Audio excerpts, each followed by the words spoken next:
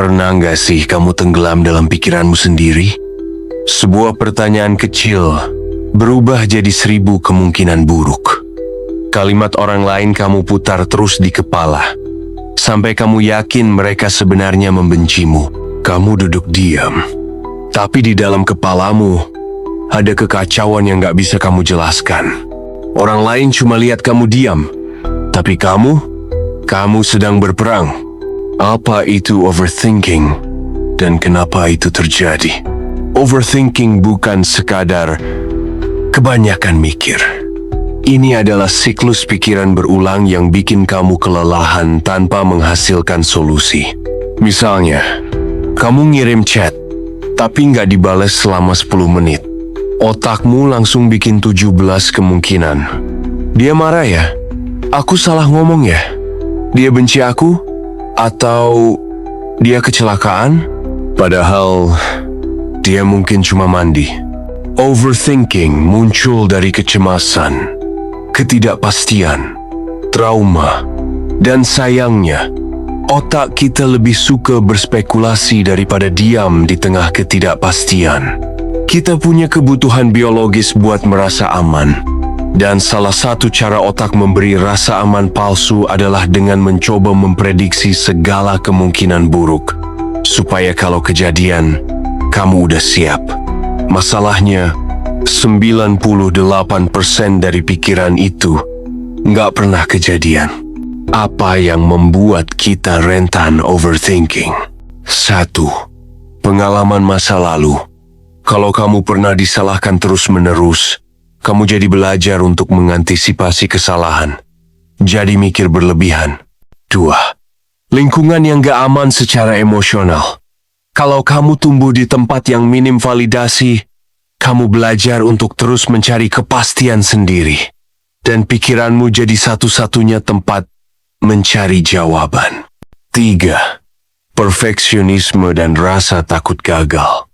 Kamu takut membuat keputusan, takut salah langkah. Jadi kamu berpikir terus sampai lupa melangkah. 4. Kurangnya self-awareness dan regulasi emosi. Orang yang gak terbiasa mengenali emosinya sendiri akan lebih mudah tenggelam dalam labirin pikiran. Overthinking bukan cuma bikin capek. Ini bisa mengganggu kualitas hidup secara drastis. Kamu mulai menghindari keputusan penting. Kamu jadi sulit tidur. Hubunganmu rusak karena kamu membaca terlalu banyak hal yang tidak pernah dikatakan. Kamu merasa lelah setiap hari, walau tidak melakukan apa-apa secara fisik. Yang paling menyakitkan, kamu mulai mempertanyakan kewarasanmu sendiri. Overthinking sering lahir dari pengalaman yang kamu gak pilih. Luka masa lalu, trauma, lingkungan toksik. Jadi benar, ini bukan salahmu. Tapi, sekarang kamu dewasa. Dan mau tidak mau, ini tanggung jawabmu. Kenapa? Karena tidak ada orang lain yang bisa menyelamatkan kamu dari kepala kamu sendiri. Kecuali kamu. Tanggung jawab bukan berarti menyalahkan diri sendiri. Tanggung jawab berarti mengambil kendali. Bukan menyelesaikan semua dalam sehari, tapi mulai mengenali pola, mulai sadar. Oh, aku sedang overthinking. Dan dari kesadaran itu, kamu bisa belajar membebaskan diri. 1. Kenali polanya. Setiap kali kamu overthinking, catat, apa pemicunya? Apa yang kamu pikirkan? Apa perasaan dominan saat itu?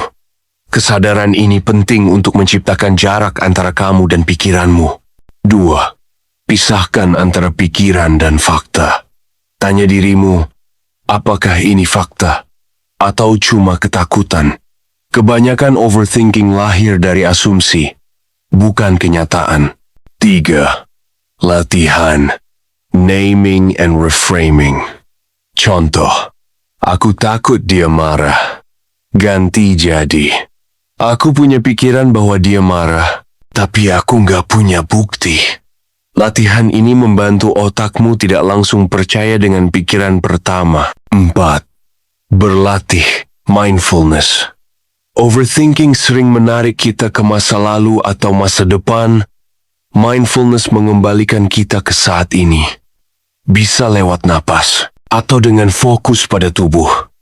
Merasakan berat badanmu di kursi, suara di sekitarmu, tekstur benda di tanganmu. 5. Berani membuat keputusan kecil. Bahkan kalau kamu nggak yakin 100%, ambil langkah kecil. Karena kepercayaan diri lahir dari aksi, bukan dari analisa berlebihan. 6. Beri ruang untuk gagal. Overthinking lahir dari ketakutan gagal.